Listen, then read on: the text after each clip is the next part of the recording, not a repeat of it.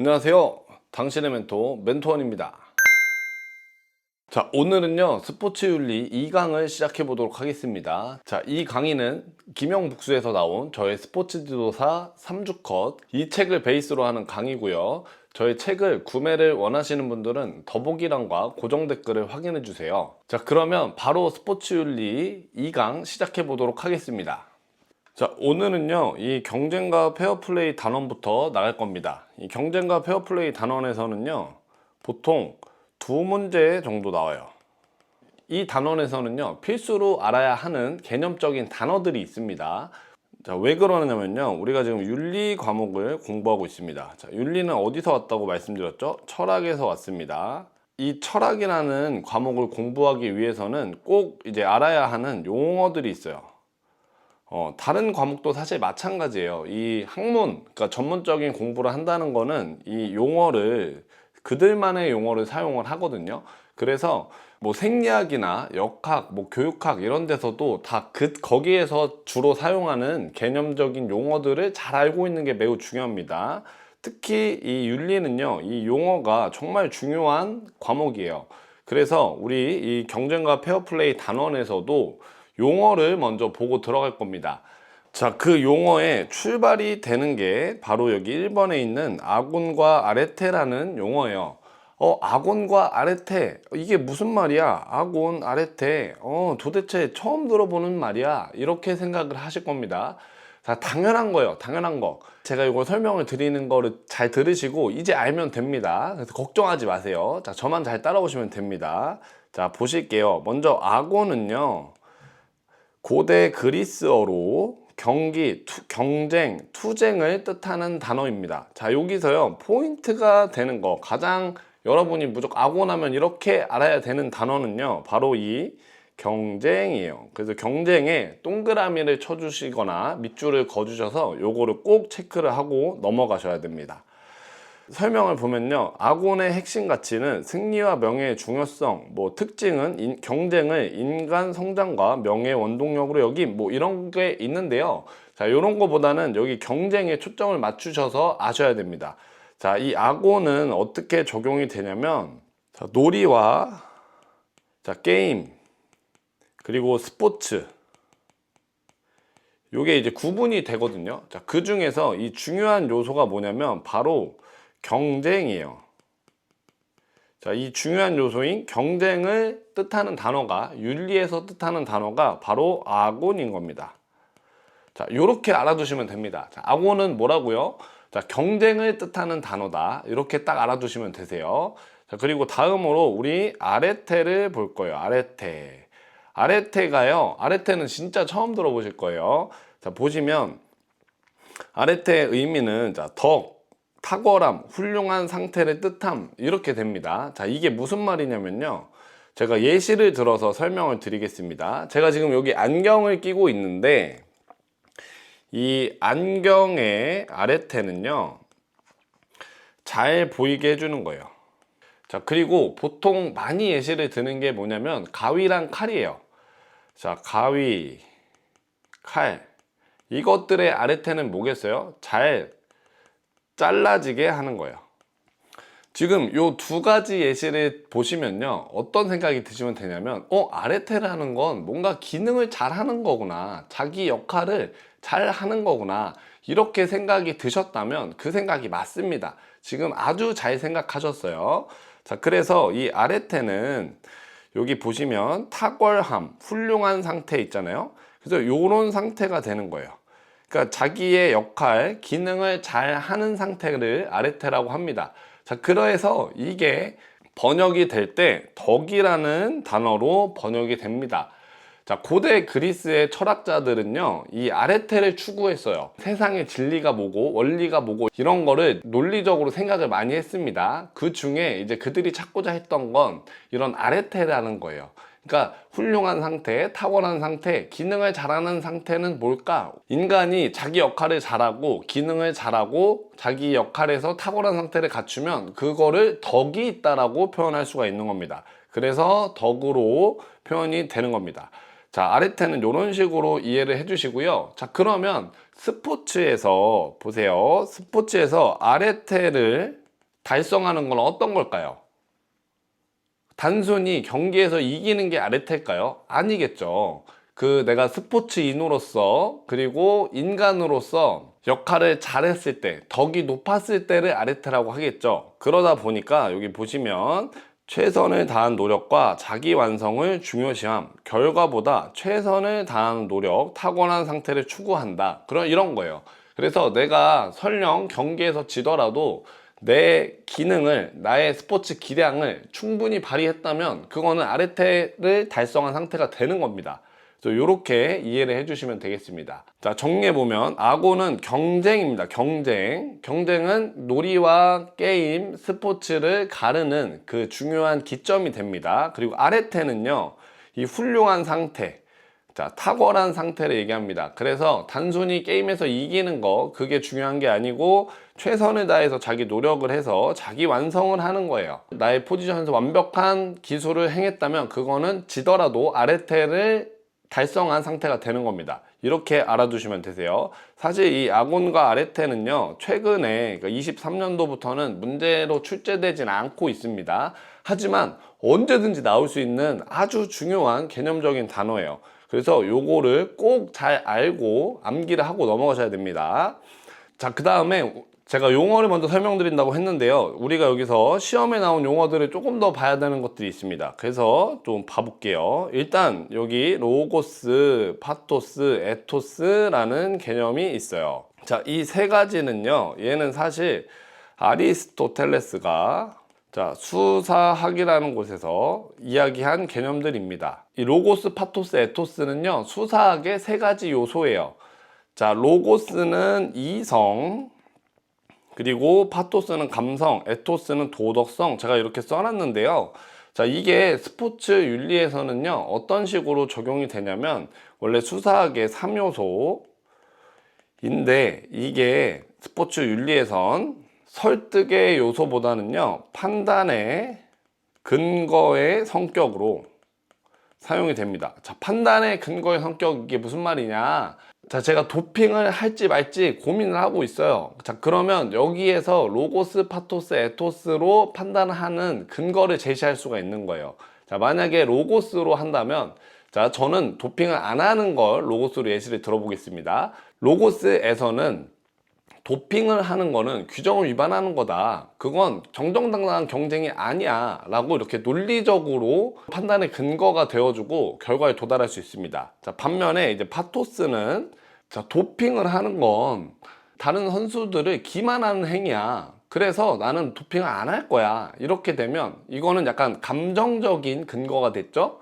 그래서 파토스를 가지고 와서 판단의 근거가 될 수 있어요. 마지막으로 에토스를 보겠습니다. 에토스는 제가 도덕성이라고 써놨는데요. 여기에 이 도덕성 뿐만 아니라 자, 이렇게도 표현할 수 있습니다. 진실성. 자, 그래서 이 진실성, 도덕성으로 스포츠 도핑을 안 한다는 예시를 들어보면요, 내가 도핑을 안 하는 이유는 도핑이 나 자신을 속이는 행위이기 때문에 나는 도핑을 하지 않을 거야 라고 되는 겁니다. 그래서 이런 식으로 판단의 근거의 성격으로 사용이 될 수 있는 거예요. 자, 제가 예시를 들어서 좀 가볍게 설명을 드렸죠. 이제 한번 다시 보도록 하겠습니다.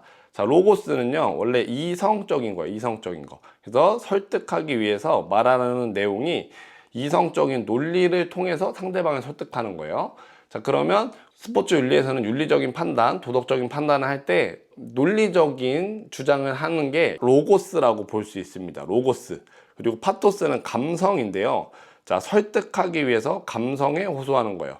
자, 이것도 마찬가지로 윤리나 도덕에 적용을 하게 되면 판단의 근거가 되는 것들이 감성적인 것들이 되는 거예요. 아, 저 사람에게 측은지심이 생겨서 도와주고 싶어, 윤리적인 행동하고 싶어, 이런 겁니다. 자, 그리고 마지막은 에토스는 진실성, 도덕성인데요. 요거는 나 자신을 속이기 싫어, 나 자신에게 진실하고 싶어, 이런 걸로 받아들여 주시고요. 여기에서 사실 이 세 가지 중에 제일 중요한 거는 에토스입니다. 에토스가 어떻게 보면 스포츠 윤리랑 제일 잘 어울려요. 그러다 보니까 에토스의 개념을 가져와서 문제가 많이 나왔었어요. 자, 에토스는 진실성이라고 제가 말씀을 드렸고, 그리고 요거 이제 조금 더 해석을 해서 말씀을 드리면 옳고 그름을 판단하는 원동력이 된다. 도덕적 감정을 갖게 하는 보편적이고 이성적인 윤리 규범들을 이제 에토스라고 표현합니다. 자, 그래서 이 에토스는 우리 뒤에서 보겠지만, 자, 규칙만 지키는 게 에토스가 아닙니다. 자, 부상자가 생겼을 때 공을 나가게 하는 행위. 자, 이거는 사실 규칙이 없어요. 그래서 이런 행위들을 하는 게 에토스입니다. 자, 이게 뭐로 연결이 되냐면, 자, 스포츠 맨십하고 연결이 됩니다. 그래서 요런 정도 이제 알아두시고, 조금 개념 자체가 헷갈릴 수는 있거든요. 약간 경계가 좀, 사실 제가 봐도 좀 경계가 좀 애매하긴 합니다. 자, 그렇지만 이제 문제에서는 확실하게 구분을 해줘요. 그래서 제가 여기 말씀드린 요 정도 개념을 잘 알고 계시면 충분히 문제 맞추실 수 있습니다. 자, 그리고 또 밑으로 내려가서, 자, 이번에 볼 거는 또 다른 용어예요. 아, 이거 오늘 뭐 용어 파티네, 용어 파티. 아, 힘들다. 자, 보시면 일단 아크라시아, 테크네, 에피스테메. 아우, 발음도 진짜 어려워. 힘듭니다, 이 발음하기. 예? 그리고 마지막으로 프로네시스라는 용어를 보도록 하겠습니다. 먼저 이제 제일 쉬운 거부터 볼게요. 제일 쉬운 건 일단 테크네라는 용어고요. 이 테크네는 이렇게 보시면 돼요. 테크닉. 저 선수 테크닉이 좋아 하면 뭐가 좋은 거죠? 기술이 좋은 거잖아요, 기술. 그래서 보시면 기술, 숙련된 기량을 테크네라고 합니다. 이 테크네는 아마 한 번만 들어보시면 까먹지 않으실 거예요. 자, 그리고 이제 아크라시아를 볼게요. 아크라시아는요, 이게 의지력 박약이에요. 자, 여기 용어에서는요, 이 용어들을 영어 단어라고 생각해 주세요. 자, 영어 단어가, 자, 애플이 있어요. 애플은 뭐예요? 그냥 사과잖아요. 우리는 그거를 그냥 외워요. 애플, 사과. 컵 해서 그냥 이렇게 외우잖아요. 그것처럼 이 단어들도 영어 단어라고 생각하고 그냥 뜻을 외우세요. 1대1로 이제 대입을 시켜서. 자, 요걸 먼저 깔고, 자, 보십시오. 아크라시아는 의지력 박약인데요. 이게 스포츠 윤리에서 어떻게 해석이 되냐면, 자, 경기 규칙이 옳지 않음을 알면서도 파울을 하는 거예요. 근데 요거는 조금 헷갈릴 수 있어. 자, 밑에 거 볼게요. 도핑이 잘못된 일인지 알지만 기록갱신과 승리를 위해 나는 도핑을 할 거야 라고 하는 게 이제 아크라시아인 거예요. 자, 왜냐면, 자, 도핑을 하면 어떻게 돼요? 도핑을 하면은, 자, 운동을 많이 해야 될까요? 운동을 조금만 해도 성적이 잘 나와요. 그렇게 되겠죠? 네. 그래서, 자, 의지력이 없으면 이 운동의 힘든 순간에 참을 수가 없잖아요. 그러니까 그냥 도핑을 해버리는 겁니다. 이게 아크라시아에 딱 맞는 거예요. 의지력이 없으니까 도핑을 해버리고 그걸로 성적을 잘 받을 거야. 이렇게 되는 게 의지력이 없어서 그렇게 되는 겁니다. 그러면 아크라시아, 이게. 테크네 설명드렸고, 에피스테메, 그리고 프로네시스, 이렇게 보겠습니다. 에피스테메는 이거는 변하지 않는 진리, 이론적 학문입니다. 자, 얘는요, 여기서 이론적 학문, 요걸로 기억을 해주시면 되세요. 자, 우리가 뭐 생리학도 하고, 자, 역학도 할 거예요. 근데 이런데 이론적으로 이제 책들이 다 있잖아요. 그런 게 이제 에피스테메가 되는 거예요. 에피스테메는 이론적 학문이다. 이렇게 생각을 해주시고요. 자, 마지막으로 프로네시스 보겠습니다. 프로네시스. 아, 이것도 발음이 어렵습니다. 자, 이 프로메시스는요, 실천적 지혜예요. 실천적 지혜. 구체적인 상황에서 무엇이 옳은지 판단하는 능력이고요. 자, 보시면 이거 같은 경우는 스포츠 윤리에서 우리가 나올 수가 있겠죠. 어떤 구체적인 상황이 제시가 되고, 구체적인 상황이 쭉 제시가 됐어요. 여기에서 무엇이 옳은지 판단하는 기준이 뭡니까 했을 때 여기 보기에 프로네시스 이렇게 써 있을 수 있어요. 구체적인 상황이라는 거는, 자, 팀의 승리를 위해서 도핑을 할 거야 말 거야 하는 게 있었어요. 거기에서 이제 옳은 판단을 하는 능력이 바로 프로네시스라고 생각하시면 되겠습니다. 자, 이렇게 쭉 봐주시고요. 요 단어들에서 이제 중요한 거는 아크라시아랑 프로네시스 요 두 가지는 꼭 알아주시면 좋겠습니다. 자, 저희 다시 돌아가서요. 이제 두 번째인 스포츠맨십과 페어플레이를 보도록 하겠습니다. 이 스포츠맨십과 페어플레이는요, 이거 원래 정말 단골 손입니다. 단골. 근데 얘도요, 사실 최근에는 막 엄청 많이 나오고 있진 않거든요. 근데 얘가 아예 안 나오는 게 아니라요. 자, 이쪽은요, 이 스포츠맨십과 페어플레이에 딱 요 두 가지, 스포츠맨십, 페어플레이 요것만 있는 게 아니고, 여기 밑에 보시면 스포츠에 대한 규칙, 그리고 파울 이런 게 있습니다. 자, 얘네들은 우리 공정시합이라는 개념으로 연결이 됩니다. 근데 요 부분에서 문제가 좀 업그레이드가 돼서 나오고 있습니다. 그리고 이 뒤에 있는 정의의 종류, 얘가 정말 빈출이에요. 이거는 여기 정의의 종류는 여기에 별을 5개 쳐주세요. 그래서 이 정의의 종류는 꼭 알고 계셔야 되는 거예요. 그래서 자, 보도록 하겠습니다. 일단 우리가 스포츠맨십과 페어플레이를 보실 건데요. 이 스포츠맨십과 페어플레이는 다들 뭔지 알고 있을 거예요. 저 사람 스포츠맨십이 좋아. 페어플레이 상이라는 말도 들어보셨고, 아, 스포츠맨십을 저버렸어. 이런 얘기도 많이 들어보셨을 겁니다. 그래서 대략적으로 이 스포츠맨십과 페어플레이라는 단어가 무슨 단어인지는 알고 계시겠지만 우리는 지금 시험을 보는 거기 때문에 조금 구분할 필요가 있습니다. 사실 우리가 그냥 일상생활이나 이제 스포츠 상황에서는 이 두 가지 단어가 좀 겹쳐서 사용되는 감이 좀 있습니다. 그렇지만 시험이기 때문에 정의를 잘 알아야 되는 거고, 자, 정의를 좀 보겠습니다. 스포츠맨십은요, 스포츠에 참여하는 사람이라면 마땅히 지켜야 할 존중과 예의의 태도예요. 자, 그리고 페어플레이는 규칙을 지키며 공정하게 경기에 임하는 행위를 페어플레이라고 합니다. 자, 보시면 페어플레이에 먼저 여기 규칙에 동그라미를 쳐주세요. 그리고 지키며에 밑줄을 쳐주세요. 옆에 특징을 보시면 여기 규칙 준수라고 있는데 요거에 또 밑줄을 반드시 쳐주시고요. 페어플레이는요, 규칙을 잘 지키는 거예요. 요거를 꼭 알아두셔야 돼요.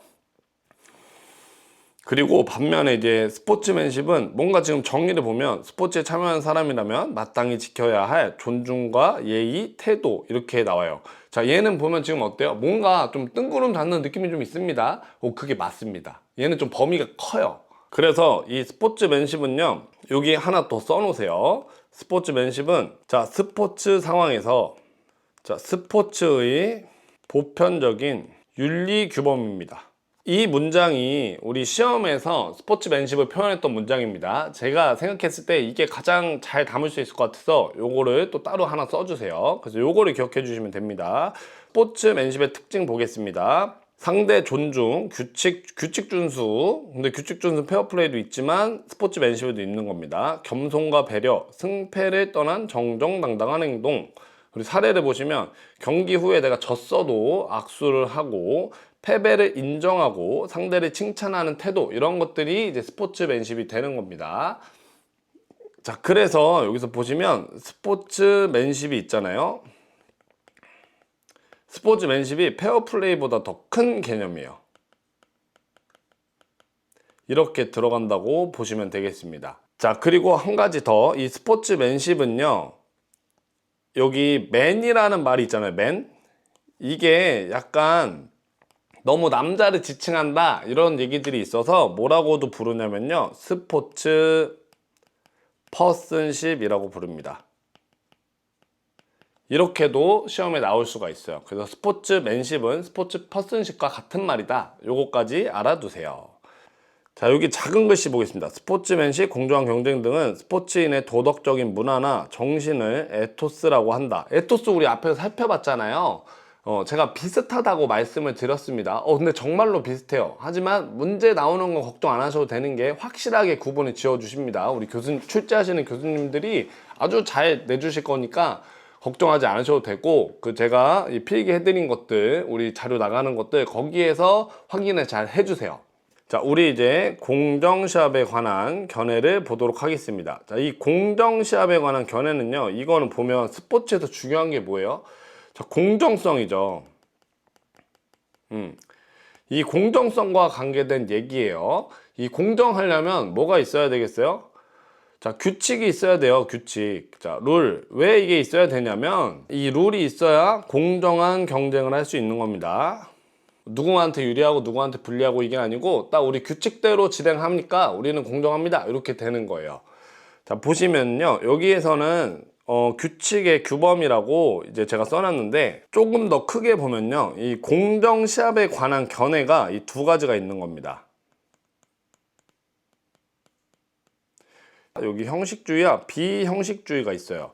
자, 형식주의는요, 이거는 공식 규칙만이 스포츠의 기준으로 보는 입장이에요. 그러니까 얘는 딱 규칙만 딱 지키면 돼, 이렇게 되는 겁니다.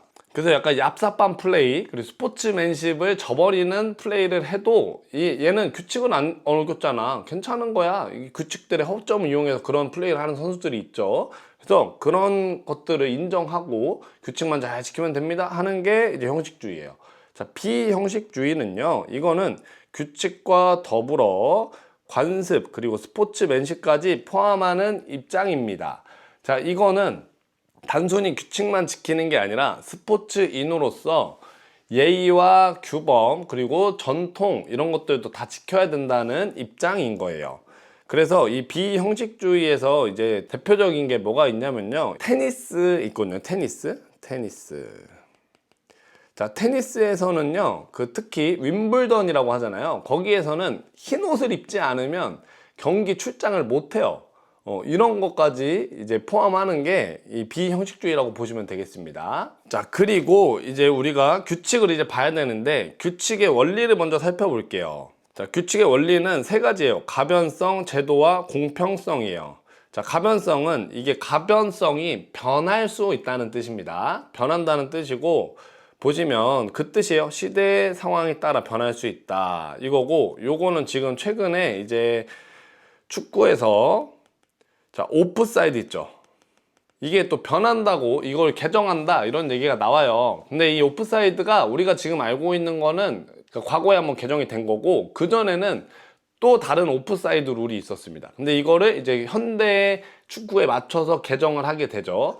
자, 그런 게 이제 가변성이에요. 그리고 두 번째는 이제 제도화입니다. 자, 규칙이라는 게 뭔가 제도로 딱 확립이 되어야지만 이 선수들이 다 지키잖아요. 그래서 이 제도화가 있는 거고, 세 번째 이제 공평성은 모든 참가자에게 동등하게 적용이 돼야 되는 겁니다. 그래서 이 세 가지가 규칙의 원리고요. 자, 규칙은 두 가지로 분류로 구분이 됩니다. 보시면 여기 구성적, 규제적, 이렇게 두 가지로 구분이 되고요. 여기는 이제 잘 아셔야 돼요. 그래서 밑줄을 꼭 쳐주세요. 구성적 규칙, 규제적 규칙, 여기 쳐주시고, 구성적 규칙은 뭐냐면요, 경기를 진행하는 방법이나 절차를 정한 규칙이에요. 자, 예시를 보시면 이 경기장 사이즈, 그리고 뭐 시간, 경기 시간, 휴식 시간, 작전 타임 시간, 그런 겁니다. 그리고 이제 뭐 장비 규격은 골대 크기, 그런 거 있죠. 이런 것들을 얘기합니다. 그 다음 득점 방식, 이런 거를 이제 구성적 규칙이라고 합니다. 제가 농구 심판 자격증이 있어요. 제가 농구 심판도 예전에 대학생 때 봤었는데, 이 농구 심판 룰북을 보면요, 앞에 먼저 이런 것들이 나옵니다. 구성적 규칙이라 그래서 경기장 사이즈, 경기 시간, 뭐 장비, 뭐 규격, 이런 것들이 딱 정해져 있어요, 룰에. 그거에 맞춰서 경기장을 준비를 해야 되고, 거기에서 경기를 할 수가 있는 겁니다.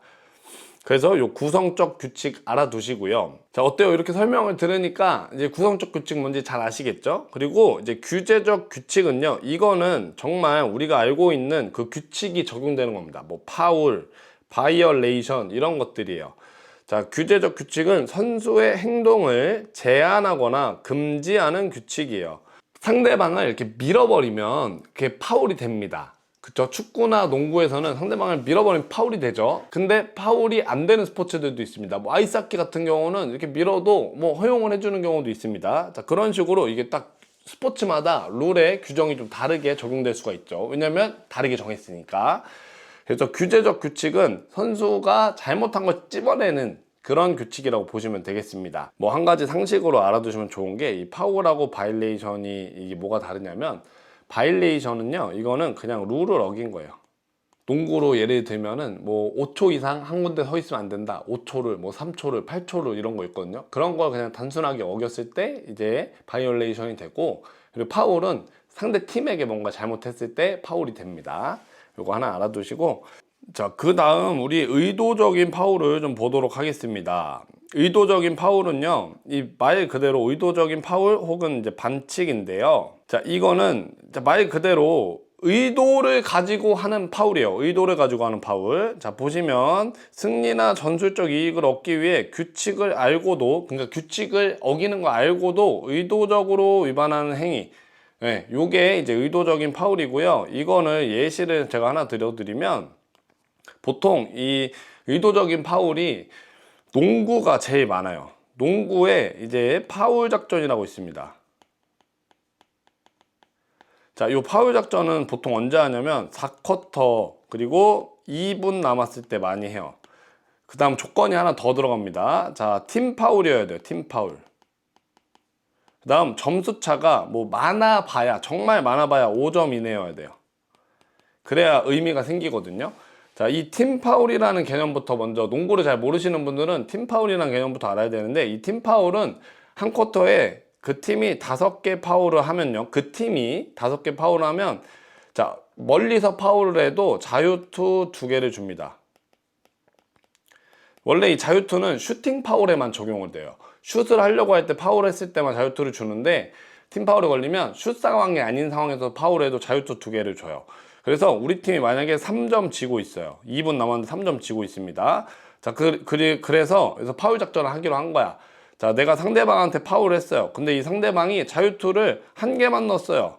자, 그러면 지금 4점 차가 된 거죠. 근데 우리 팀이 이제 공을 잡고 3점 슛을 성공을 시켰어. 그러면 점수차가 바로 1점이 돼버립니다. 요런 작전이 이제 파울 작전이라고 합니다. 그리고 왜 여기 4쿼터 2분 남았을 때 하냐면요, 4쿼터 2분부터는 이런 파울이 일어나잖아요. 그럼 시간을 멈춰버려요. 그래서 경기 시간이 엄청 길어집니다. 왜냐면 빨리 파울을 해버리면 뭐 한 1초 2초 안에도 파울할 수 있거든요. 파울 해버리고 우리 팀이 또 빨리 가서 또 골을 넣어버리면은 이렇게 시간이 단축이 돼요. 그래서 이런 식으로 이제 파울 작전을 사용을 하고요. 자, 이게 제가 생각했을 때 의도적인 파울, 반칙의 가장 대표적인 예시입니다. 그래서 설명을 보시면 규칙을 전략적으로 어겼어요. 지금 여기 농구에서도 규칙을 전략적으로 어기죠. 상대방한테 자유투를 주고 우리는 3점 슛을 노리는 거예요. 2점을 쏘게 하고 우리는 3점을 노리는 아주 전략적인 선택입니다. 자, 그리고 이거는 경기의 흐름과 결과에 영향을 줄 수가 있습니다. 작전이 성공했을 때 실패하면 안 되고. 근데 얘는 이제 전술과 비는 지워줘. 이 윤리 사이의 경계에 논란이 될 수가 있습니다. 근데 농구는 사실 논란은 안 되고요. 이걸 거의 하나의 전략으로 인정하는 분위기입니다. 그래서 여기 예시를 보시면 이렇게 쭉 있고, 그리고 농구 제가 설명드렸고, 자, 축구는 골을 막기 위해 손으로 공을 쳐내기, 그리고 야구는 타자를 고의로 맞추는 이 사구 또는 빈볼이라고 합니다. 이런 작전들이 있겠죠. 자, 얘가요, 이제 윤리적 쟁점으로, 그러니까 스포츠 윤리로 가지고 오면요, 형식주의 쪽에선 이건 규칙에 명시된 범위 내의 파울이니까 허용을 해야 된다는 입장이에요. 그리고 비형식주의는 규칙은 지켰지만 야, 이거 스포츠맨십에 위배돼 라고 해서 이거는 안 된다는 입장입니다. 이런 차이가 있고, 요즘에 이제 문제가 어떻게 나오냐면 이 의도적인 파울, 자, 요거 좀 지우고 또 설명을 드릴게요. 요즘에 문제에서요, 보통 이 의도적인 파울이나 이쪽은 문제가 있으면 예시를 줍니다. 그래서 이거를 맞추는 게 의도적 파울, 이걸 맞추는 게 문제였어요. 근데 이게 예전에는 단순하게 이제 나왔었거든요. 근데 지금 요즘엔 좀 발전해서 어떻게 나오냐면 예시는 똑같이 나와요.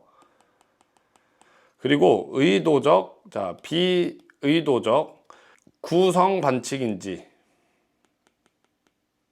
그리고 규제 반칙인지 고르는 문제가 나옵니다. 그래서 이렇게 문제가 나오니까 어때요? 우리 구성적 규칙이 뭐고 규제적 규칙이 뭔지 정확하게 알고 있어야 하는 겁니다. 그래야지 이 문제를 맞출 수가 있어요. 근데 구성적 규칙도 모르고 규제적 규칙은 뭔지 헷갈린다, 그러면은 이 문제 절대 맞출 수 없습니다. 이런 문제에서 틀리면 합격이 힘들어져요. 그래서 이 문제에 이런 식으로 나오니까 이 위에 이제 규칙의 뭐 구분, 요게 반드시 알고 의도적인 파울이 뭔지 이해를 하고 계셔야 됩니다. 밑으로 내려가서 우리 정의의 종류 보겠습니다. 이거 진짜 중요하거든요. 얘 꼭 알아두셔야 됩니다. 이 정의의 종류는 3가지가 있어요. 자, 분배적, 평균적, 절차적 정의가 있습니다. 자, 이 정의하면 우리 생각나는 게 있죠. 뭐가 있어요? 마이클 샌델 교수의 정의란 무엇인가? 왜 그게 있습니다. 그렇지만 뭐 거기에 나오는 그런 수준까지는 아니고 우리가 요 분배적, 평균적, 절차적 정의를 확실하게 알고 있어야 됩니다. 이게 정말 단골이에요, 이거. 이 개념 모르면 그냥 한 문제 틀린다고 보시면 되는 겁니다. 그러니까 꼭 잘 알아셔야 돼요. 자, 먼저 이 분배적 정의를 보겠습니다. 분배적 정의는요, 예시를 보시면 더 이해가 잘 되실 거예요. 자, 체조 선수가 아니면 피겨 스케이팅 선수가 난이도가 높은 기술을 하면은 어떻게 돼요? 더 많은 점수를 받습니다. 점수로 경쟁을 하는 스포츠들에서는 멋진 기술, 난이도가 높은 기술을 하면은 더 많은 점수를 받아요. 이게 바로 분배적 정의입니다. 각자의 능력이나 기여도에 따라 자원과 보상을 공정하게 분배한다. 여기 뭐에 밑줄 치시냐면요, 여기 밑줄 치시고, 능력이나 기여도에 따라 자원과 보상을 공정하게 분배. 자, 이게 무슨 말이냐면요, 이 예시랑 같은 거예요. 자, 여기선 이렇게 표현할 수 있습니다. 요건 능력만큼 가져가기, 이렇게 표현을 할 수가 있어요. 내가 능력이 있으면 돈을 많이 버는 거고, 뭐 성적을 잘 받는 거고, 자, 내가 능력이 없으면 돈을 뭐 조금 벌고 성적을 잘 받을 수 없다, 이렇게 보시면 되겠습니다. 그래서 스포츠 윤리에서는 이 난이도가 높은 기술에 더 많은 점수를 부여하는 거, 요겁니다. 분배적 정의, 이렇게 생각을 해주시고요. 자, 평균적 정의는요, 기회의 평등이에요. 얘는 결과가 똑같아야 된다는 게 아니라 같은 출발선에서 출발하자.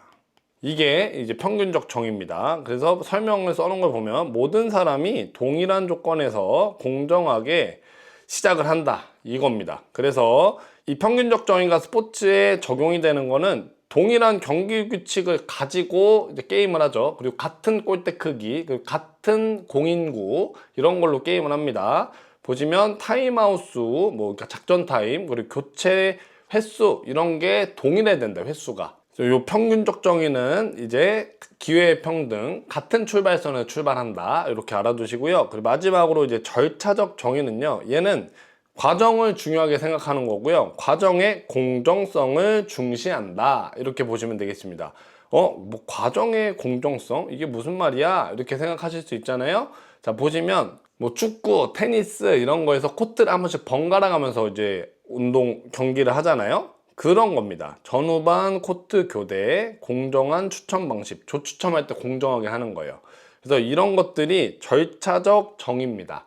이런 걸 왜 하냐면 사실 코트에 따라서 뭔가 경기력이 좀 달라질 수가 있습니다. 자, 그래서 그건 완전히 컨트롤할 수 없고 평등할 수 없는 거잖아요. 그래서 이제 전후반 코트를 바꿔서 이제 하는 거예요. 그런 게 이제 절차적 정의, 이렇게 보시면 되겠습니다. 자, 요 세 가지, 자, 분배, 평균, 절차 꼭 알아두시고, 제가 보니까 분배는 다들 확실하게 잘 아세요. 근데 이 평균적 정의랑 절차적 정의를 좀 헷갈려 하시거든요. 그래서 평균적 정의는 이거는 골대 크기가 같다, 이렇게 생각을 해주시고, 절차적 정의는 전후반 공수교대한다, 전후반 코트를 바꾼다, 이걸로 기억을 해주시면 조금 더 수월하실 거예요. 자, 마지막 승부조작 보겠습니다. 승부조작은요, 경기의 결과를 미리 정해버리는 거예요, 자기들끼리. 그리고 그에 맞춰서 경기를 조작해가는 행위예요. 이게 승부조작이고, 뭐 e스포츠에서 마읍읍 있었죠. 그리고 이탈리아에서도 난리가 났었고, 우리나라도 이 승부조작을 한 야구 선수들, 뭐 축구 선수들 아주 난리가 납니다. 그래서 이거는 정말 있어서는 안 되는 행위입니다. 왜 안 되냐면 문제점이 있어요. 스포츠의 본질을 훼손합니다. 공정성과 경쟁성이 없어지는 거예요. 결과가 이미 정해져 있는데 우리가 스포츠를 왜 봐요? 그렇잖아요. 그리고 당연히 공정성을 위배하는 거고, 그리고 신의 원칙 위반이 있는데, 신의 원칙은, 이 신의라는 뜻은 신뢰입니다. 신뢰. 그러니까 신뢰가 깨지는 거죠. 그래서 이 승부조작은 절대 하면 안 되고, 혹시라도 이런 유혹에 빠지면 빨리 이제 경찰에 신고하세요. 네. 자, 우리 다음 스포츠와 불평등 보겠습니다. 제가 지금 사실 목 상태가 되게 안 좋아요. 이 꼭 스포츠 지도사 강의를 촬영을 할 때 한 번씩 이렇게 목 컨디션이 엄청 안 좋아지거든요. 제가 몸살기도 없고 한데 목만 상태가 지금 엄청 안 좋습니다. 그래도 이 목 상태가 안 좋음에도 불구하고 강의를 찍는 게 이 목이 다 나을 때까지 기다리면 또 너무 딜레이 되잖아요. 또 많이들 기다려 주시니까 그럼에도 불구하고 이렇게 강의를 찍고 있습니다. 자, 그래서 좀 오늘 이 저의 목소리가 좀 듣기 힘드실 수도 있어요. 그래서 양해를 좀 부탁드리겠습니다. 네. 제가 앞으로는 목 관리 더 잘해가지고 목 관리 좀 신경을 많이 쓰겠습니다. 이렇게 뭐 찢어지는 소리 잘 안 나게 해보도록 할게요. 우리 스포츠와 불평등 가보도록 하겠습니다. 스포츠와 불평등에서는요, 여기에서는 이 진짜 불평등에 대해서 다뤄요. 그래서 자, 인종차별, 그리고 성차별, 그 다음에 장애차별, 요 세 가지가 이제 크게 이제 나오고요. 이것도 요 단원도 굉장히 빈출 단원이에요. 그리고 사실 예전에는요, 이건 여기는 정말 상식 수준에서 풀 수가 있었거든요. 그런데 최근에는 좀 그게 어려워지고 있습니다. 예, 그래서 여기도 좀 잘 공부를 해야 되고요. 자, 보도록 하실게요. 먼저 성차별부터 볼게요. 자, 성차별은요, 다 아시죠? 자, 남자와 여자를 차별하는 게 이제 성차별이고요. 자, 사실 스포츠에서는요, 여성이 굉장히 차별을 많이 받아왔습니다. 대표적인 게 올림픽과 관련된 거예요. 자, 고대 올림픽하고 근대 초기 올림픽까지는요, 여자 선수들이 나올 수가 없었습니다. 자, 고대 때는 어때요? 뭐 여자는 뭐 투표권도 없었잖아요. 예, 그런 시절이었고, 근대 올림픽 초기에서도 여자 선수들이 참여를 할 수가 없었어요, 많이. 그래서 이런 성차별이 있었었고, 그리고 이제 올림픽에서 여자 선수들 이제 많이 나오게 되고, 뭐 여러 가지 사건이 있었죠. 여성 인권이 이제 신장된, 올라가는데 많은 일들이 있었습니다. 그리고 뭐 세계 1차든 2차든 하면서 남자들이 많이 없기도 했고, 그때 이제 뭐 미국에서는 여자 선수들이 프로 스포츠를 하기로 했었고, 자, 그런 여러 가지 사건들이 있어서 이제는 올림픽에서 여자 선수들을 다 이제 출전을 하게 됐죠. 그리고 여기 성차별에서 이제 성차별이 확실하게 좀 줄어드는 계기가 있었는데, 자, 그게 뭐냐면 이겁니다. 72년 미국이에요. 타이틀 9이라는 법이 제정이 돼요. 자, 이거는 뭐 어떤 법이냐면 그러니까 미국 정부에서 이 돈을 지원해주는 학교들이 있습니다. 스포츠와 관련돼서. 여기에서 야, 너네 여자팀 안 만들면 우리 보조금 안 줄 거야. 돈 안 줄 거야. 해버리니까 완전히 학교 입장에서는 돈을 안 줘? 그러면 여자팀 만들어야 돼. 약간 이렇게 된 거예요. 네, 그 전에는 막 이제 여자팀을 좀 잘 안 만들려고 했었나 봐요. 그래서 이 타이틀 라인이라는 게 생기고 나서는 이제 여성 스포츠의 활성화 계기가 됐다고 합니다. 그래서 요 타이틀 라인이 이게 문제에 자주 나와요. 요즘엔 예시로 좀 나오기 때문에 요거 하나 별표 쳐주시고 요 꼭 아셔야 됩니다. 타이틀 9은 여성 스포츠의 활성화 계기가 됐어요. 이거 너네 성차별하면 돈 안 줄 거야 한 겁니다. 그런 법안이에요. 그렇게 알아두시면 되시고요. 자, 여기에서 이 단원에서 제가 이거를 처음에 말씀드렸어야 되는데 지금 말씀드릴게요. 자, 이 스포츠와 불평등 단원에서는요, 먼저 이제 개념을 알고, 당연히 개념 무슨 말인지 알아야 되니까, 그리고 그거랑 원인은 알아야 돼요. 그 다음에 극복 방안. 자, 요즘에는 원래 요거 3개 위주로 문제가 나왔었거든요. 근데 여기에 플러스로 뭐가 나오냐면 이제 사례가 나옵니다. 사례. 전에도 나왔었는데 이게 조금 더 강조가 되고 있어요. 그래서 개념, 원인, 극복 방안은 당연히 알아야 되고, 사실 이거 원인이랑 극복 방안은 우리가 좀 상식적으로 잘 알고 있습니다. 네. 그리고 사례는 처음 들어보는 게 좀 많이 있을 수 있는데, 그래서 요렇게 공부 방향을 잡고 요 단어는 공부를 하셔야 돼요. 자, 그래서 자, 이제 보시면 이제 원인을 볼게요. 원인은 성별의 고정관념이 있기 때문입니다. 그리고 성 역할에 대한 편견이 있어요. 자, 마지막으로 여성성에 대한 사회적 기대 때문에 이 성차별이 일어났다. 스포츠에서 성차별이 일어났다. 이렇게 보는 겁니다. 자, 성별 고정관념은 여성에게 스포츠는 맞지 않는다. 요거는 이 마지막에 여성성에 대한 사회적 기대로 볼 수가 있겠죠. 야, 여자가 복싱을 하면 여자 같냐? 이런 느낌. 이런 게 이제 차별의 원인이 된 겁니다. 그리고 성 역할 편견은 여성은 신체적으로, 여기 신체적으로가 빠진 겁니다. 여성은 약하다 해서 신체적으로 약하다, 이 뜻이에요. 자, 요런 이제 발생 원인이 있고요. 그리고 성평등 방안이 있어요. 자, 평등하게 하려면 어떻게 해야 돼요? 교육하고 홍보하고 인식을 개선하려고 노력하고 이런 행위들이 있습니다. 그리고 뭐 지도자, 프로그램, 시설 확대 이런 게 있겠죠.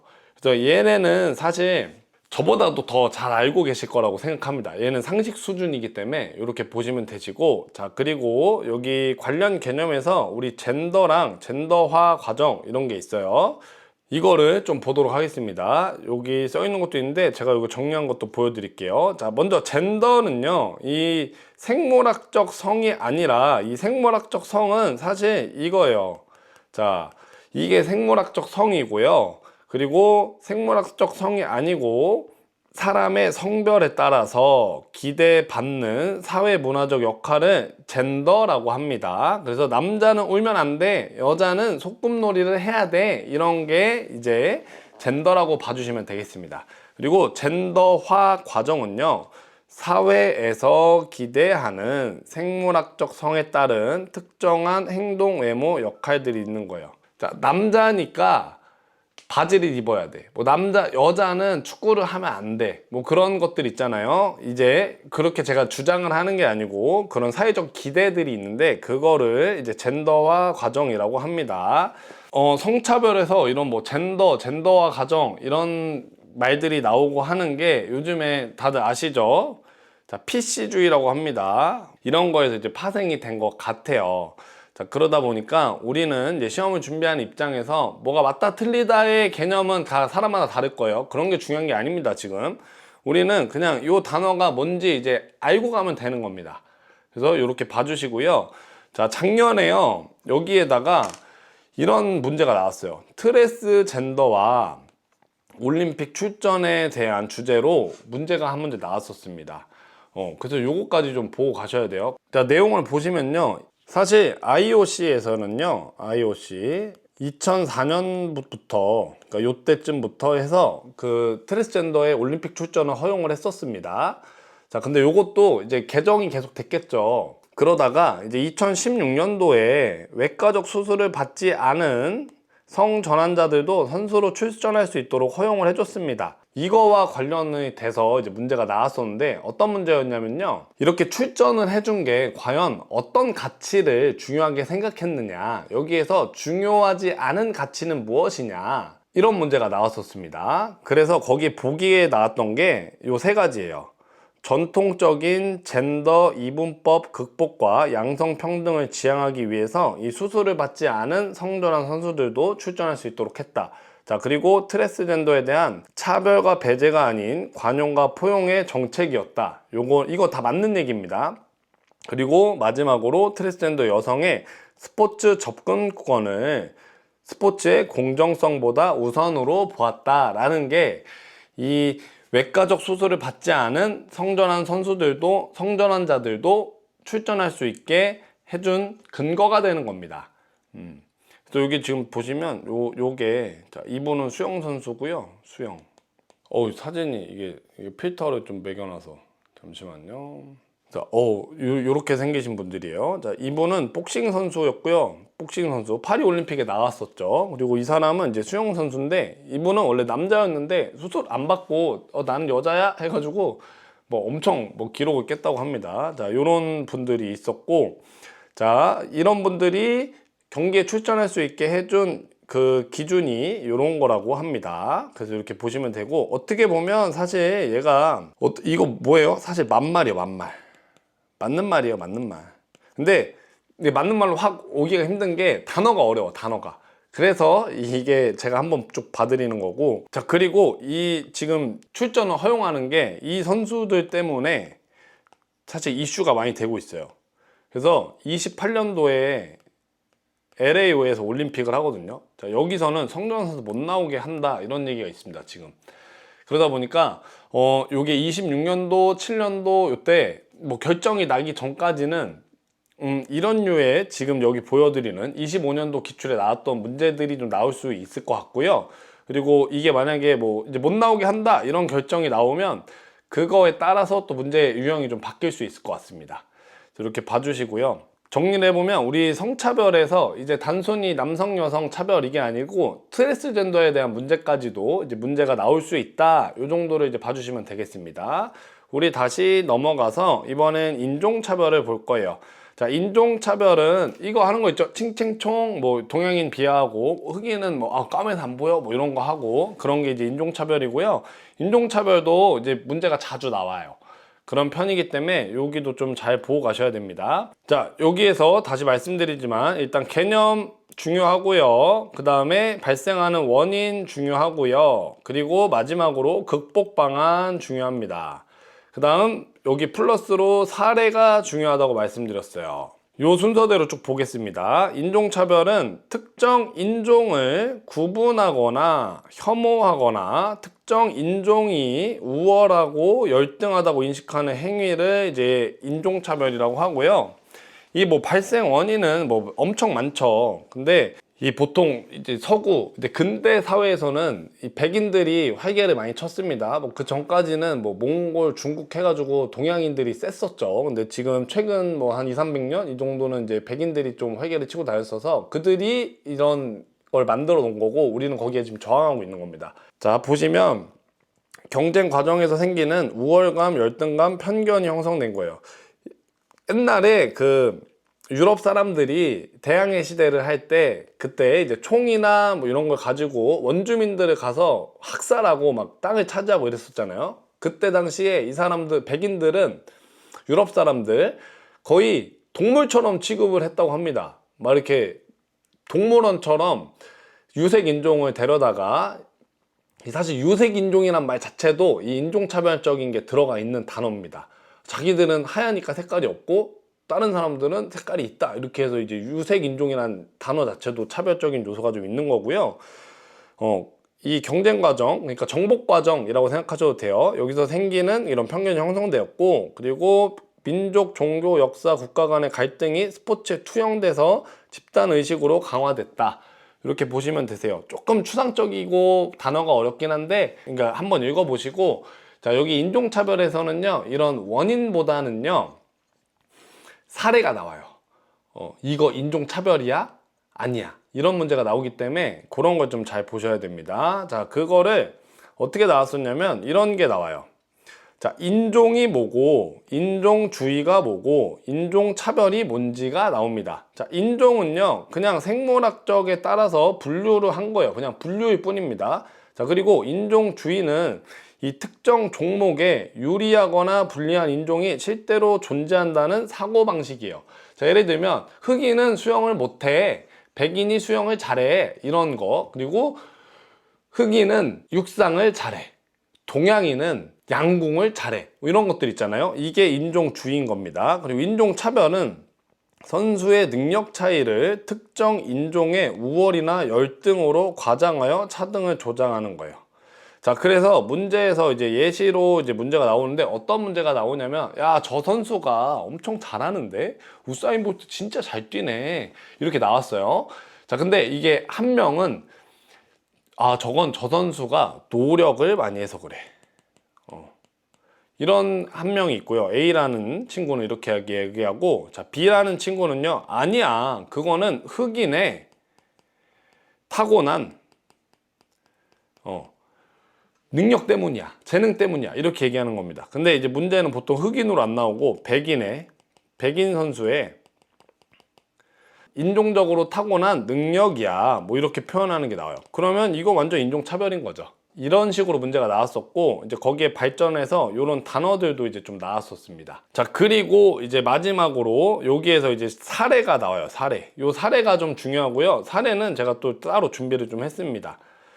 보시면 여기 세 가지 다 들어가 있어요. 아파르트 헤이트, 얘는 정말 뭐 유명한 사건입니다. 그래서 이거 반드시 아셔야 되고, 그리고 블랙 파워 살루트, 이것도 아셔야 되고, 블랙 라이브즈 매터는 이건 최근 거라서 아직 문제는 많이 안 나오고 있습니다. 요것들을 제가 사진을 보면서 설명을 드릴게요.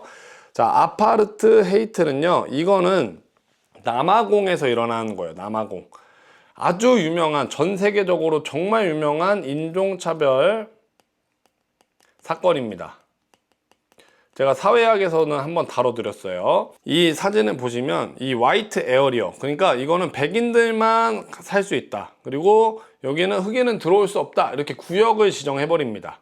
자, 구역을 지정해서요, 흑인이 살 수 있는 곳, 그리고 백인이 살 수 있는 곳 따로 정해버려요. 그리고 혼인도, 그러니까 결혼하는 것도 금지시켜 버립니다, 이 남아공에서. 그래서 이 남아공이 이 아파르트 헤이트 때문에, 이 정책 때문에 국제 스포츠 사회에서 배제가 돼버려요.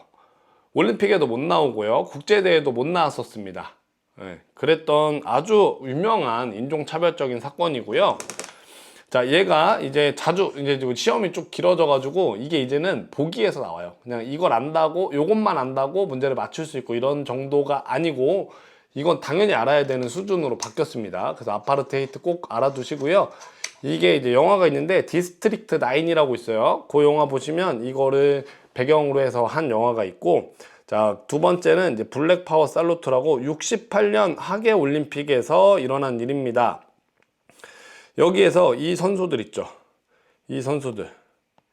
이 선수들이 여기 지금 이거 검은 장갑이거든요. 검은 장갑. 자, 요거를 끼고 이제 흑인에 대한 인종차별에 이제 저항을 한 거였어요. 자, 그리고 그 옆에 보시면 여기는 이거는 블랙 리브스 매터라고 써있는데, 이거는 NBA랑 NFL, 미국 프로스포츠에서 좀 일어났던 인종차별 반대 운동입니다. 이거는 진짜 비교적 최근 운동이에요. 자, 그리고 이제 인종차별적 요소에서 이게 예시로 나왔었어요. LPGA라고, LPGA 미국 여자 프로 골프인데요, 여기에서 2008년도에 이상한 짓을 합니다. 대회에서 영어 사용을 의무화한 거예요. 그러니까 한국 선수들, 뭐 동양 선수들이 너무 잘하니까 얘네를 못 나오게 하려고 이제 그랬던 것 같아요. 그래서 욕을 오지게 먹습니다. 그리고 바로 이제 알았어, 안 할게, 이렇게 해버렸던 사건이긴 한데, 얘는 이제 타임지에 나왔던, 타임지 아주 유명한 그거죠. 거기에서 나왔던 이제 그 관련 기사예요. 자, a bad idea from the LPGA. 아이씨, 나쁜 생각이래요, LPGA에서 나온. 그래서 요런 사건이 있었고, 얘가 보기에 나왔었어요. 그래서 알아두시고, 자, 그 다음에 36년 베를린 올림픽에서 제시 오원스라는 요 분이에요, 요 분. 이분이 이제 인종차별로 또 대표적인 사례인데, 이거는 어떤 일이 있었냐면, 이 제시 오원스, 요 사람이 육상 천재였어요, 육상 천재. 그래서 막 종목에서 다 우승을 해버린 거예요. 자, 이때 베를린 올림픽 할 때는요, 독일에서 히틀러가 난리를 칠 때입니다. 자, 이 히틀러가 올림픽을 하면서 우리 게르만 민족의 이 위대함을 전 세계에 알려야 되겠어 했는데, 이 제시 오웬스라는 선수가 그 꿈을 다 짓밟은 거예요. 그래서 원래 독일에서 이제 올림픽을 했으니까 이제 우승자한테 나와서 이제 히틀러가 이제 상을 주기로 했던 거예요. 근데 제시 오웬스가 너무 잘해버리니까 나 그거 안 해버릴래, 이렇게 됐어요, 공식적으로. 그리고 이제 비공식적으로 히틀러가 이 제시 오원스랑 악수를 안 했다고 합니다. 이게 비공식적인 거예요. 그랬는데 이 악수를 안 한 게 이제 미국에서 기사가 나가버렸어요. 그래서 이게 아주 대표적인 인종차별 예시가 돼버렸습니다. 그래서 자, 이거는 36년 베를린 올림픽이에요. 이때 36년 베를린 올림픽은 한국 체육사 하시는 분들 알겠지만, 이때 무슨 일이 있었어요? 송기정 선생님이 마라톤에서 우승하고 일장기 가려버렸었죠. 그리고 같이 이제 3등 하셨던 누가 있어요? 남승용 선생님이 있었습니다. 한국 체육사 하시는 분들은 요렇게 한번 복습 한번 하시면 좋고요. 네, 이 정도 예시 알아두시면 되십니다. 자, 그리고 마지막으로 이제 장애차별인데요. 장애차별은 뭐겠어요? 장애를 이유로 스포츠 참여의 기회를 비장애인과 동등하게 보장하지 않는 불평등, 요거예요. 자, 이거는 법적 근거가 있어요. 차별을 하면 안 되는 법적 근거가 장애인 차별금지법이라는 게 있습니다. 그래서 보시면 차별 유형은 체육시설에서 차별하는 거, 그리고 지도자 차별, 프로그램 차별인데, 체육시설에서는 장애인 시설이 없는 체육시설들이 요즘에는 없지만 옛날에 있었습니다. 요즘에는 다 장애인 시설이 있어요. 그래서 체육시설에 그런 장애인 시설이 갖춰져 있지 않으면, 자, 접근성과 편의시설이 부족해서 이용을 할 수 없으니까 차별이 되는 거고, 지도자는 장애인, 그러니까 전문 장애인 스포츠 지도자들이 부족하다 이거랑, 그리고 프로그램 차별은 장애인 대상 프로그램이 부족하다 이런 것들이 있습니다. 자, 극복 방안은요. 극복 방안 뭐가 있겠어요? 자, 장애인을 위한 공공체육시설 확충, 그리고 보급, 그리고 장애인 체육 지도사 양성 배치, 그리고 프로그램 확대, 그리고 동호회 및 클럽 활동 지원, 뭐 이런 것들이 있겠죠. 자, 여기는 어떻게 보면 진짜 사실 좀 상식 수준입니다. 이런 문제 나오면 문제를 잘 읽고 꼭 맞춰주시면 되는 거예요. 자, 우리 다음 스포츠에서 환경과 동물윤리 가보도록 하겠습니다. 자, 제가 여기 시작하기 전에 저 물 한 잔 마시고 오겠습니다. 여러분도 잠깐 지금 물 한 잔 마시고 한번 리프레시 잠깐 하시고 다시 오세요. 자, 다시 이 스포츠에서 환경과 동물윤리 보도록 하겠습니다. 제가 목이 좀 안 좋아가지고 저 물도 좀 한 잔 마시고 그랬습니다. 여러분은 건강관리 잘 하셔야 돼요. 이 시험 공부하시는 동안 건강관리 특히 신경 쓰시기 바라겠습니다. 이 환경과 동물윤리는요, 여기는 또 다른 철학자들이 나오는 단원이에요. 자, 이 환경과 동물윤리가 사실 어떻게 보면은 수험생 입장에서는 야, 이게 왜 나오는 거야? 뭐 이게 도대체 왜 나와? 이렇게 생각을 하실 수가 있는 단원이긴 하거든요. 근데 이 철학적으로 이 생각을 보면요, 윤리적 뭔가 좀 학문적으로 이제 좀 들어가면은 안 나올 수가 없는 단원입니다. 이 단원이. 왜냐면 이제 고대로부터 철학자들이 인간에 대해서 생각을 많이 했었거든요. 그 범위들이 좀 확장이 됩니다. 그래서 이 부분이 꼭 나오고, 인간은 원래 중심으로 놓고 생각을 하다가 이제 자연 환경과 동물들에도 신경을 쓰기 시작한 거죠. 그런 식으로 이제 대략적으로 이해를 해주시고요. 이게 왜 나와 이렇게 받아들이지 마시고 그냥 이런 것도 있구나 하고 받아들이시고 공부하시면 훨씬 좀 마음이 공부하실 때 수월하실 거예요.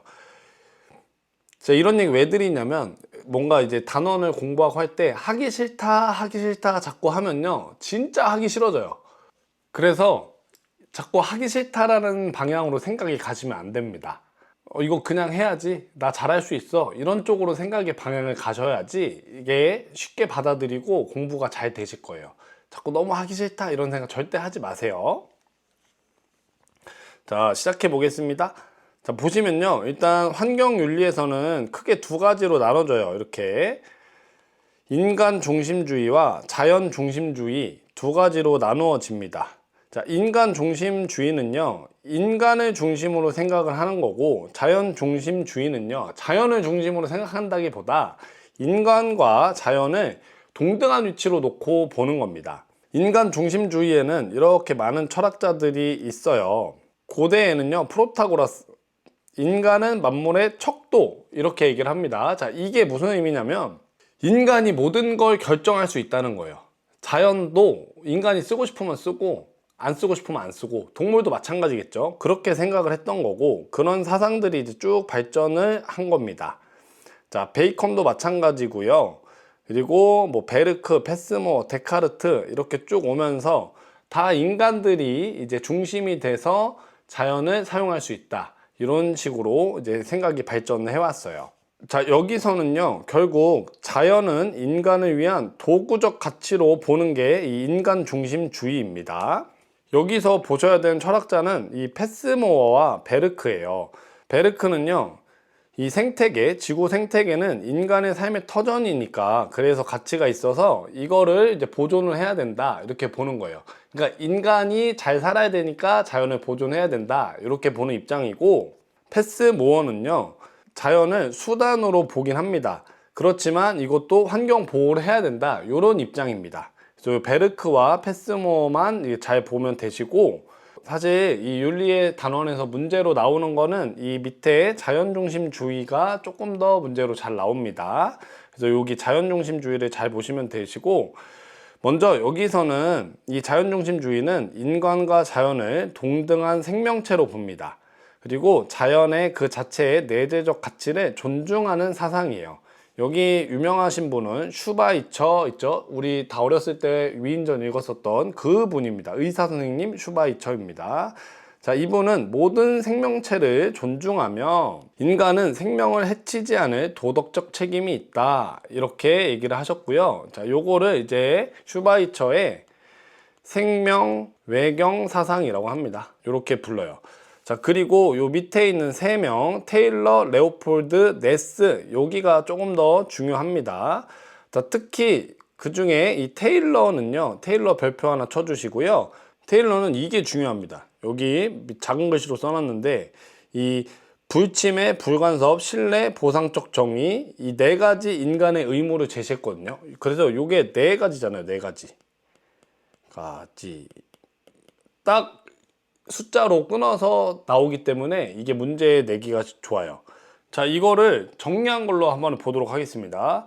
자, 보시면 테일러의 생태윤리 4가지 행위 규칙인데요. 먼저 1번 비상해, 2번 불간섭, 3번 신뢰규칙, 4번 보상적 정의 규칙, 이렇게 있는데, 일단 비상해는요, 이거는 해치지 말아야 하는 거예요. 그러니까 상해를 입히면 안 된다 이 얘기고, 자, 불간섭은요, 이거는 생태계 전체를 자유롭게 발전하는데 제한을 가하지 말아야 된다.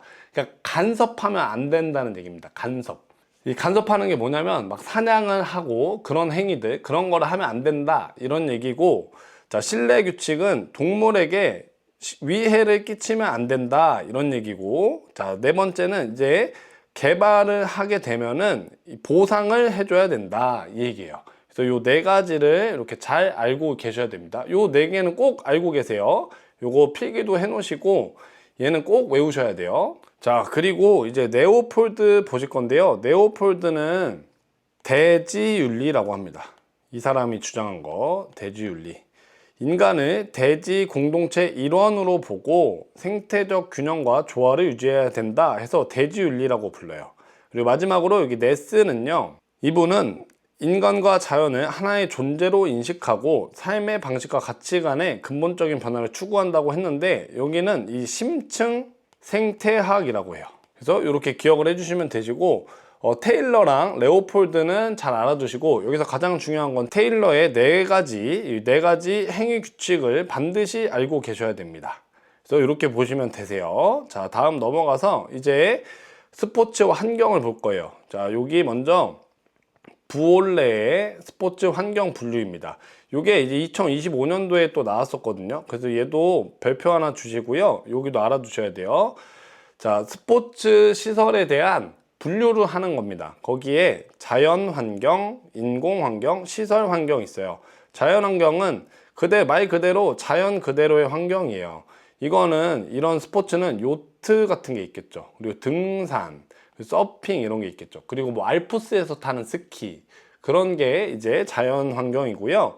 인공 환경은 인간이 자연을 변형하거나 조성해서 만든 스포츠 환경이에요. 이거는 대표적인 골프 있겠고, 우리나라로 치면은 뭐 스키장도 어떻게 좀 들어갈 수도 있긴 합니다. 좀 애매해요. 근데 스키장은 왜냐면 시설이 너무 많잖아. 그래서 좀 애매하니까 요거는 골프를 이제 봐주시면 될 것 같고, 마지막 이제 시설 환경은 이거는 완전 인공시설이에요. 인공시설. 그래서 얘는 대표적인 게 체육관이 있겠습니다. 그래서 이건 크게 어렵지 않으니까 요건 잘 봐주시고요. 이걸 얘기한 사람은 부올레라는 사람이에요. 자, 그리고 요거와 관련돼서 요거까지 이제 같이 봐주셔야 되는데, 지속 가능한 발전을 위한 3가지 원칙이 있어요. 자, 여기에서는 필요성, 역사성, 다양성이 있습니다. 그래서 필요성은 불필요함, 그러니까 필요 없으면 하지 말라는 거예요. 불필요한 개발을 지양 하지 말고, 지양은 안 한다는 뜻이에요. 지향이 하는 거예요. 꼭 필요한 시설만 건설해야 된다 그거고, 이건 뭐 당연한 거죠. 역사성은 자연과 문화의 역사적 가치를 존중하고 보존해야 된다. 유네스코가 지정한 그런 곳에는 스포츠 시설을 지으면 당연히 안 되겠죠. 이건 뭐 당연한 겁니다. 근데 그게 이제 역사성에서 그렇게 볼 수가 있는 거예요. 다양성은 생태계의 다양성과 균형을 존중해야 된다. 멸종 위기종 보호, 친환경 경기 운영, 뭐 이런 것들입니다. 자, 얘도 그냥 이렇게 한번 쭉 보시면 잘 아실 수 있는 거니까 이렇게 봐주시면 되고, 이 스포츠 부올레의 스포츠 환경 유형과 이 지속 가능한 발전, 요 3가지를 같이 봐주시면 더 좋습니다. 자, 그리고 이제 동물윤리 볼 거예요. 동물윤리. 자, 동물윤리는요, 이게 2가지가 있다고 보시면 되세요. 종차별주의, 그리고 반종차별주의예요. 자, 종차별주의는 이거는 인간이 동물보다 더 우월하다고 믿는 거예요. 그러면 어떻게 되겠어요? 동물을 우리가 쓰고 싶은 대로 쓰면 된다, 이런 주의예요. 그리고 반대로 반종차별주의는요, 모든 동물은 인간과 동등한 도덕적 고려를 받아야 한다는 입장이에요. 그러니까 동물을 배려를 해야 된다, 동물을 생각하자, 이런 입장입니다. 이게 크게 두 개가 있고, 더 중요한 건 뭐겠어요? 시험에서 이 반종차별주의가 더 중요합니다. 그래서 관점은 지금 의미와 관점이 거의 비슷한 말이에요. 이렇게 쭉 한번 보시면 될 것 같고, 자, 종차별주의에서는 인간의 필요를 충족시키기 위한 수단적 존재가 동물이다 라고 생각하고요. 반대로 반종차별주의에서는요, 동물도 이 고통을 느낀다, 그러니까 얘네도 권리가 있다, 이렇게 보는 거예요. 자, 보시면 반종차별주의에서, 자, 여기 동물해방운동, 여기에 밑줄 쳐주세요. 요거 이제 잘 보셔야 되고, 자, 그 다음 활용예시 보겠습니다. 활용예시에서 종차별주의에서는요, 당연히 동물을 이용한 경기나 뭐 투우 이런 거 있잖아요, 뭐 경마 이런 거, 그리고 유희수단 당연히 될 거고, 실험용 연구수단도 될 겁니다. 이런 게 이제 종차별주의에서 나오는 거고, 그리고 반종차별주의는 여기 동물해방운동, 여기 줄 쳐주세요. 이거를 꼭 아셔야 됩니다. 그리고 여기선 동물 실험을 반대하겠죠. 대표학자는 이 아까 위에 있는 거랑 비슷하고요, 이 반종차별주의를 잘 봐야 돼요. 특히 이 피터 싱어랑 톰 레건을 잘 보셔야 됩니다. 피터 싱어는요, 여기 쾌고 감소 능력이 있어요. 쾌고 감소 능력. 자, 요거는 동물도 쾌락과 고통을 느낄 수 있다, 그래서 동물도 배려를 해야 된다, 이런 입장이에요. 고통을 느낄 수 있는 도덕적 고려의 기준으로 제시하여 반종차별주의의 철학적 근거를 마련했습니다. 피터 싱어가. 자, 여기 피터 싱어는요, 사실은 이분은 이 공리주의에서 나옵니다. 공리주의. 뭐 이건 그냥 한번 들어주시고요. 그리고 피터 싱어가 이 쾌고 감소 능력을 이야기하면서 어디까지 얘기하냐면, 자, 동물 해방론, 이렇게까지 얘기를 합니다. 자, 이 동물 해방론은 뭐냐면, 동물을 인간이 학대하면 안 된다는 겁니다. 그래서 이 동물 해방론에서 동물 학대의 가능성이 있는 그런 종목들 있잖아요, 뭐 경마든지 막 투 이런 거, 이런 종목들을 폐지해야 된다, 이렇게까지 얘기를 해요. 그게 이제 피터 싱어고요. 피터 싱어는 쾌고 감소 능력과 동물 해방론을 잘 기억하시고, 동물 해방론은 동물 학대의 가능성이 있는 종목을 폐지시켜야 된다, 이렇게 얘기하는 거예요. 그 다음 톰 레건이라는 사람은요, 자, 이분은요, 권리론적 접근, 이렇게 써놨는데 동물 권리론을 이야기합니다. 자, 동물도 권리가 있다, 이런 얘기예요. 근데 이 톰 레건과 피터 싱어의 차이점은, 톰 레건은 종목을 폐지해야 된다, 이렇게까지 얘기하진 않습니다. 그게 좀 차별점이에요. 그래서 이렇게 요거 두 개 잘 알아두시면 되겠습니다. 자, 이렇게 해서 오늘 2강을 좀 맞춰보도록 하겠습니다. 2강은 여기까지 하시는 거예요. 오늘 우리 2강 스포츠윤리 2강 쭉 봤습니다. 자, 우리가 오늘 세 단원을 봤는데요, 여기에서 문제가 대략적으로 한 6문제 정도 나온다고 생각을 해주시면 됩니다. 자, 제가 짚어드린 거 이제 그것들 잘 체크해 주시고요. 오늘 제가 목 상태가 안 좋아가지고 조금 이게 진행하기가 좀 힘든 점이 있었는데, 그래도 잘 끝났습니다. 오늘도 이렇게 공부하시느냐고 고생 많으셨고요. 자, 질문이 있으면 네이버 카페에서 해주세요. 그 카페에 들어가시면 질문 게시판이 따로 있습니다. 거기 이제 질문 남겨주시면 제가 최대한 답변 드리도록 하겠습니다.